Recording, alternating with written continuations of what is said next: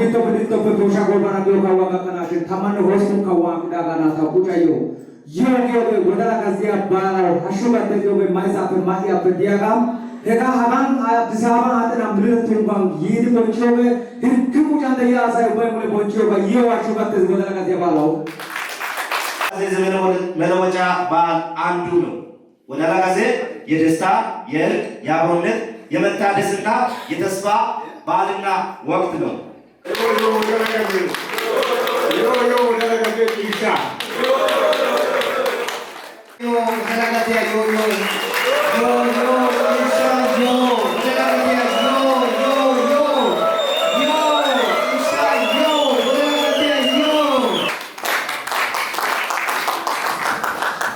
Aci kamai ubaba peka daro ufaisia kama poche nuyo nune wodi iat na manto yeletio kama yado como opio kama ko aci kamai ni daro go Agora itu diremo kawara giga miten dana giga miten otogi ego yelogi ego bichogi teyame tamane sintago ta petnaga osianjo ta anja sintago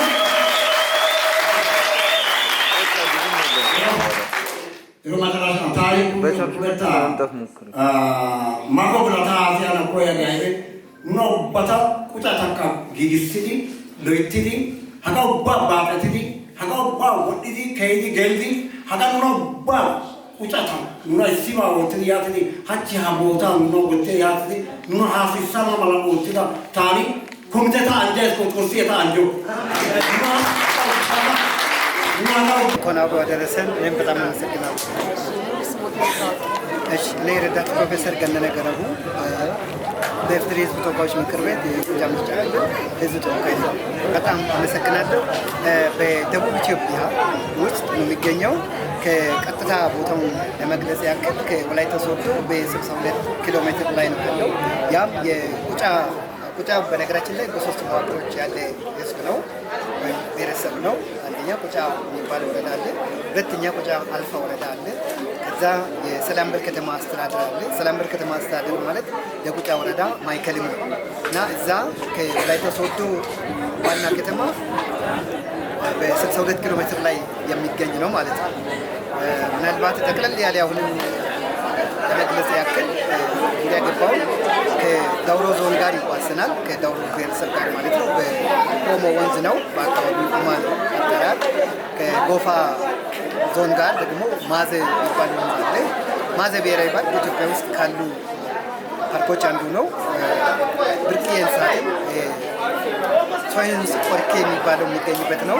ያም 80 ከመቶ በቁጫ ውስጥ ነው ያለው። ከዛ በመቀጠል ዶምባ የሚባሉ ወንዞች አሉ። እንደገና ቦልጣ የሚባልም አለ። ከዛ በመቀጠል ደሜ ጎጋራ የሚባሉ ወንዞች ከወላይታ ጋር አሁን ደሜ ነው። ከጋሞና አካባቢው ጋር ቦልጣና ዶምባ የሚባሉ ወንዞች አሉ። በአጋጣሚ ነገር 360 ዲግሪ ወንዞች የተከበበ አካባቢ ነው። በጣም አመሰግናለሁ። በዋናነት ህዝቡ ማንነቱ እንዲከበርለት ብዙ ጊዜ ሰላማዊ የሆነ እንቅስቃሴ ትግል ሲያካሂድ ሲያደርግ ነበር። ያንን በተለያዩ አጋጣሚዎች ሲታፈን ቆየ። በመጨረሻም በ2013 እንግዲህ ሀገራዊ ምርጫ ሲካሄድ በምርጫ ተሳትፎ ፓርቲ የራሱ ፓርቲ ያለው ቁጫ ህዝብ ዲሞክራሲያዊ ፓርቲ በዛ እጩ ሆኜ ቀርብ ያለው በህዝቡ ፍላጎትና ይሁንታ ያንንም ቁጫ የሚል በማኒፌስቶአችንም አስቀምጠን ነበር። ህዝቡ ያንን ክብሬን የሚመልስልኝ እኔን ወክሎ ትክክለኛ ወክሎ ሆኖ ፓርላማ ላይ የሚቀመጥ ሰው ብሎ መርጦኛል። በዛ አጋጣሚ ህዝቡም የመጨረሻ የተደሰተበትና ትክክለኛ ወኪል አግኝቻለሁ የራስን ወኪል ብሎ የመጨረሻ የተደሰተበት አጋጣሚ ነው። እኔም ደግሞ ያንን ህዝብ ያንን ማህበረሰብ እንደ ብሔር ሆኖ ያለውን ህዝብ ለመጀመሪያ ጊዜ በመወከለ እጅግ ላቅ ያለ ደስታ ነው የሚሰማኝ፣ ክብርም ይሰማኛል። ህዝቡም ያለው ደስታ እንደዛ ነው። ቁጫ ኢትዮጵያ ውስጥ እያለ እንደሌለ ተደርጎ ነበር። ያው ህግ አለ፣ ህገ መንግስት አለ፣ ስርዓት አለ። በዛ መሰረት በህዝብ ተወካዮች ምክር ቤት የቁጫ ህዝብ ድምፅ መሆን ችለናል ብዬ አምናለሁ። በዚያም ኢትዮጵያም ዓለምም ቁጫን በተቻለ መጠን እንዲያውቁት ጥረት ተደርጓል ብዬ አምናለሁ እና እጅግ በጣም ደስተኛ ነኝ። ዛሬ የተገናኘነው በዋናነት ቁጫ ብሔረሰብ የራሱ የሆነ ብዙ ቱባ ባህሎች አሉ። ከቱባ ባህሎቹ አንዱ ዘመን መለወጫው ነው።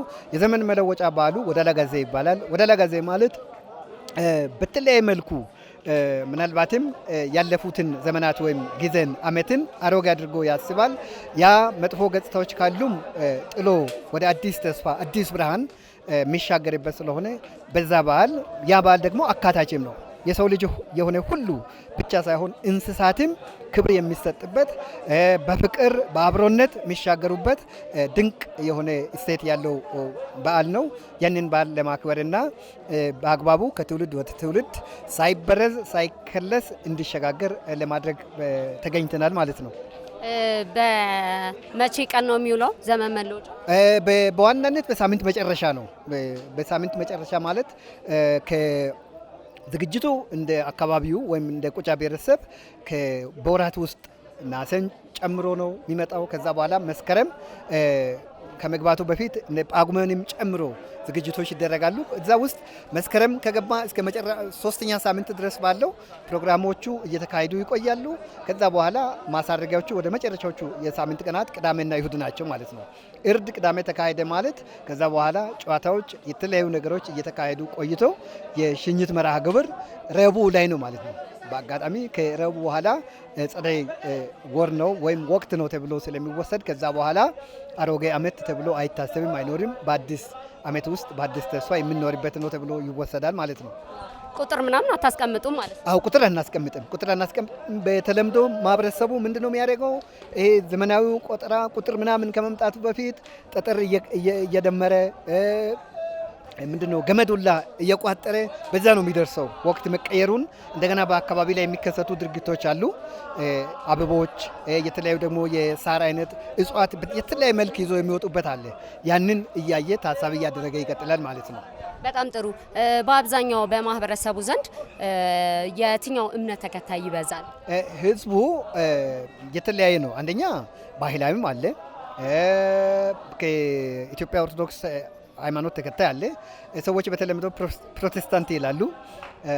ቃለ ሕይወትም ሐዋርያትም ሌሎች የምንላቸው ስብጥር ነው። ይሄኛው ይበልጣል ይሄኛው ያንሳል የሚባል አይደለም። ግን የክርስትናው ዘርፍ በስፋት አለ ማለት ነው። የክርስትናው ዘርፍ ማስተላለፍ የሚፈልጉት መልእክት ካለ? እሺ፣ እጅግ አድርጌ አመሰግናለሁ። እንግዲህ አዲስ ዓመት ማለት አዲስ ተስፋ፣ አዲስ ብርሃን፣ አምና የነበሩ ችግሮች ሁሉ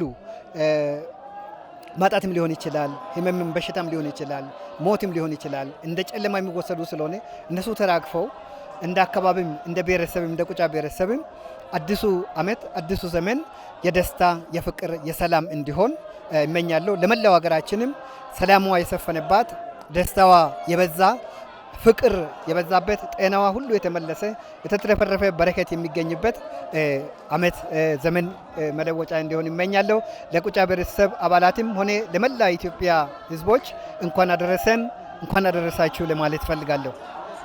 እጅግ አድርጌ አመሰግናለሁ።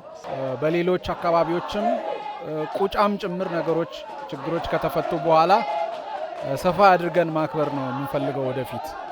እሺ፣ ለአስተላለፍ የሚፈልጉት መልእክት ካለ እድሉ እንግዲህ እኔ ቁልፍ ነገር ለማለት የምፈልገው ምንድነው፣ መጀመሪያ እንኳን አደረሳችሁ ሁሉንም የቁጫ ተወላጆችንም ሌላውንም የኢትዮጵያ ሕዝብ እንኳን አደረሳችሁ ዮ ወደላ ጋዜ ላለው። ከዛ በመቀጠል ምንድነው ፕሮሞት እናድርገው፣ እናስተዋውቅ ባህሉን። የቁጫ ብሔረሰብ የሆኑ ወገኖች የሆኑ ጥቂት ቁጥር ያላቸው ሰዎች ደስ ስለማይላቸው ወይንም ስለሚያኮርፉ የሚቀር ነገር አይደለም። ይህንን ማድረግ ደግሞ ምንም ጥፋትም አይደለም፣ ሌላውን ህዝብ ማስከፋትም አይደለም። የሌላውን እናከብራለን፣ እኛ በቁጫ ባህልም እንኮራለን። ስለዚህ ይሄ ነገር የሚቀጥል ነውና በዚህ መልኩ ማንም ቢረዳው ጥሩ ነው። በጣም አመሰግናለሁ አቶ። እሺ፣ እኔም አመሰግናለሁ ስለተሰጠኝ እድል።